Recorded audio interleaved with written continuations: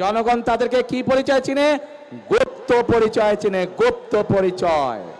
আজকের নির্বাচনী প্রচারণায় তারেক রহমান তার বক্তব্যের শুরুতেই একটি নির্দিষ্ট রাজনৈতিক দলকে ইঙ্গিত করে বলেন, এমন একটি সংগঠন রয়েছে যাদের প্রকাশ্য পরিচয়ের আড়ালে লুকিয়ে আছে আরেকটি গোপন পরিচয়। তিনি এই গোষ্ঠীকে আখ্যায়িত করেন গুপ্ত সংগঠন হিসেবে।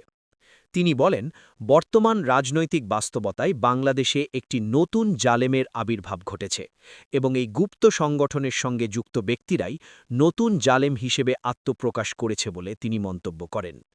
তার ভাষায়, এই ধরনের গোপন রাজনৈতিক শক্তি সাধারণ মানুষের স্বার্থের বিরুদ্ধে কাজ করে এবং গণতান্ত্রিক পরিবেশকে বাধাগ্রস্ত করে। বক্তব্যের পরবর্তী অংশে তারেক রহমান গুরুত্ব দেন দেশের নারীদের অবদানের ওপর।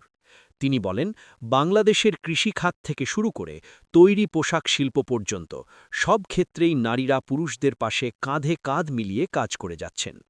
তিনি আরও উল্লেখ করেন, নারীদের এই নিরলস পরিশ্রম ও অবদানের কারণেই বাংলাদেশের গার্মেন্ট শিল্প আজ বিশ্বব্যাপী সুনাম ও গৌরব অর্জন করেছে। এ সময় তিনি অভিযোগ করেন, ওই নির্দিষ্ট রাজনৈতিক দলের একজন নেতা নারীদের উদ্দেশ্যে অশালীন ও কলঙ্কজনক ভাষা ব্যবহার করেছেন, যা তিনি নিন্দনীয় ও ঘৃণাজনক বলে মন্তব্য করেন। তারেক রহমান বলেন, যাদের নারীদের প্রতি সম্মান ও শ্রদ্ধাবোধ নেই, তাদের কাছ থেকে দেশের জন্য ভালো কিছু প্রত্যাশা করা যায় না। বক্তৃতায় তিনি ইসলামী ইতিহাসের প্রসঙ্গ টেনে বলেন, ইসলামে নারীর সক্রিয় ভূমিকা কখনোই অস্বীকার করা হয়নি। তিনি উদাহরণ হিসেবে উল্লেখ করেন, হজরত বিবি খাদিজা নিজেই একজন কর্মজীবী নারী ছিলেন।